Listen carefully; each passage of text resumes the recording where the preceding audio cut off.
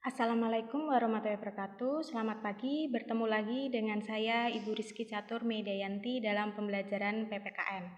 Kali ini kita akan sistem dan dinamika demokrasi Pancasila. Sebelum kita masuk ke materi, kita harus mengetahui dulu kompetensi dasarnya, yaitu nanti kalian tujuannya itu dapat mengartikan apa itu hakikat demokrasi. Yang kedua yaitu bagaimana dinamika penerapan demokrasi Pancasila.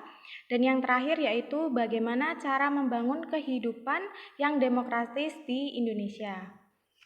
Lalu kita masuk ke hakikat demokrasi. Kata demokrasi itu berasal dari dua kata dalam bahasa Yunani. Yang pertama demos dan yang kedua adalah kratos. Untuk kata demos sendiri itu berarti rakyat dan kratos atau kratein itu berarti pemerintahan. Nah, menurut pandangan dari Abraham Lincoln, demokrasi adalah suatu sistem pemerintahan dari rakyat, oleh rakyat, dan untuk rakyat. Jadi, kedaulatan sepenuhnya itu ada di tangan rakyat dan dilaksanakan oleh pemerintah dan dewan yang dipilih oleh rakyat dan harus bekerja untuk kepentingan rakyat.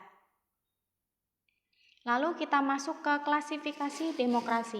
Yang pertama yaitu berdasarkan titik berat perhatiannya yang dibedakan menjadi 3 bentuk. Yang pertama yaitu demokrasi formal, di mana suatu demokrasi yang menjunjung tinggi persamaan dalam bidang politik, tanpa disertai upaya untuk mengurangi atau menghilangkan kesenjangan dalam bidang ekonomi. Biasanya bentuk ini itu dianut oleh negara-negara liberal. Selanjutnya demokrasi material. Demokrasi material yaitu demokrasi yang dititik beratkan pada upaya menghilangkan perbedaan dalam bidang ekonomi. Sedangkan persamaan dalam bidang politik itu kurang diperhatikan, bahkan kadang-kadang dihilangkan. Nah, biasanya bentuk demokrasi ini itu dianut oleh negara-negara komunis. Lalu yang ketiga yaitu demokrasi gabungan, di mana bentuk demokrasi yang mengambil kebaikan serta membuang keburukan dari bentuk demokrasi formal dan material. Untuk demokrasi ini biasanya itu dianut oleh negara-negara non-blok. Lalu klasifikasi yang kedua yaitu berdasarkan ideologi. Yang pertama, demokrasi konstitusional atau liberal, yaitu demokrasi yang didasarkan pada kebebasan atau individu. Nah, ini kekuasaan pemerintahannya itu dibatasi oleh konstitusi.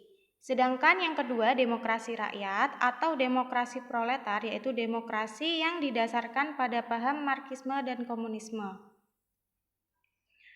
Selanjutnya, berdasarkan penyaluran kehendak rakyat dibedakan menjadi 2 bentuk. Yang pertama yaitu demokrasi langsung, di mana paham demokrasi yang mengikut sertakan setiap warga negaranya dalam permusyawaratan untuk menentukan kebijaksanaan umum negara atau undang-undang secara langsung. Sedangkan demokrasi tidak langsung yaitu demokrasi yang dilaksanakan melalui sistem perwakilan.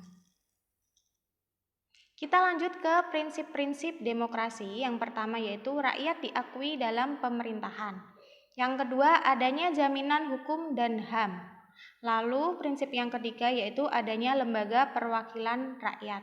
Contohnya itu DPR. Lalu yang keempat, adanya pemilu berkala. Jadi di negara demokrasi itu harus menyelenggarakan pergantian pemimpin secara teratur atau secara berkala. Dan yang terakhir yaitu peradilan yang bebas dan tidak memihak. Nah, di sini itu artinya adanya jaminan di dalam menegakkan keadilan. Lalu kita masuk ke ciri khusus negara demokrasi. Yang pertama yaitu adanya pengakuan hak asasi rakyat dalam pemerintahan. Nah, hal ini merupakan perwujudan dari hak-hak rakyat. Lalu ciri khusus yang kedua yaitu adanya partisipasi rakyat dalam pemerintahan.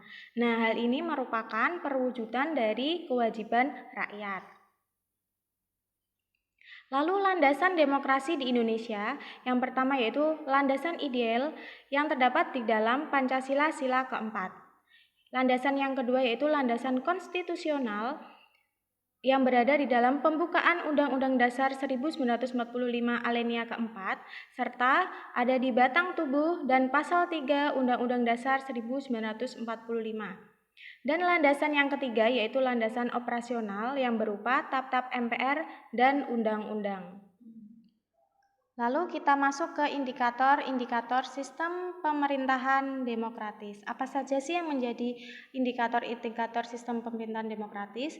Nah, yang pertama itu adanya akuntabilitas, di mana dalam demokrasi setiap pemegang jabatan yang dipilih oleh rakyat harus bisa atau harus dapat mempertanggungjawabkan kebijaksanaan yang hendak dan telah ditempuhnya. Nah, untuk yang kedua, indikator yang kedua itu adalah rotasi kekuasaan, di mana dalam demokrasi peluang akan terjadinya rotasi kekuasaan itu harus ada dan dilakukan secara teratur dan damai. Jadi tidak hanya satu orang yang selalu memegang satu jabatan tersebut, sementara peluang orang lain itu tertutup sama sekali. Untuk indikator yang ketiga yaitu rekrutmen politik yang terbuka. Jadi untuk memungkinkan terjadinya rotasi kekuasaan itu diperlukan satu sistem rekrutmen politik yang terbuka. Indikator yang keempat yaitu pemilihan umum atau pemilu yang sering kita sebut, yaitu dalam suatu negara demokrasi pemilu itu dilaksanakan secara teratur. Nah, pemilu ini itu merupakan suatu sarana untuk melaksanakan rotasi kekuasaan dan rekrutmen politik. Lalu indikator yang terakhir yaitu pemenuhan hak-hak dasar, di mana dalam suatu negara yang demokratis itu setiap warga negara dapat menikmati hak-hak dasar secara bebas. Contohnya yaitu hak untuk menyatakan pendapat, hak untuk berkumpul dan berserikat, atau hak untuk menikmati pers yang bebas. Nah, sekarang kita masuk ke dinamika demokrasi di Indonesia. Itu terjadi 5 kali periode. Yang pertama yaitu terjadi pada tahun 1945 sampai 1949. Periode yang kedua yaitu dimulai dari 1949 sampai 1959. Periode yang ketiga yaitu dimulai dari tahun 1959 sampai 1965. Sedangkan periode demokrasi yang keempat dimulai dari tahun 1965 sampai 1998 dan yang terakhir yaitu periode demokrasi yang dimulai dari tahun 1998 sampai dengan sekarang. Nah, untuk pertemuan kali ini nanti tugasnya akan Ibu sampaikan di Google Classroom. Jika ada yang belum paham bisa disampaikan di Google Classroom atau ditanyakan di sana. Jadi pertemuan kali ini dapat disimpulkan bahwa demokrasi adalah merupakan suatu sistem pemerintahan dari rakyat, oleh rakyat, dan untuk rakyat. Yang mana artinya rakyat dengan serta-merta mempunyai kebebasan untuk melakukan semua aktivitas kehidupan termasuk aktivitas politik tanpa adanya tekanan dari pihak manapun. Nah, untuk pertemuan kali ini cukup sampai di sini dan untuk pertemuan selanjutnya Ibu akan memberikan tugas melalui Classroom. Cukup sekian, terima kasih. Wassalamualaikum warahmatullahi wabarakatuh.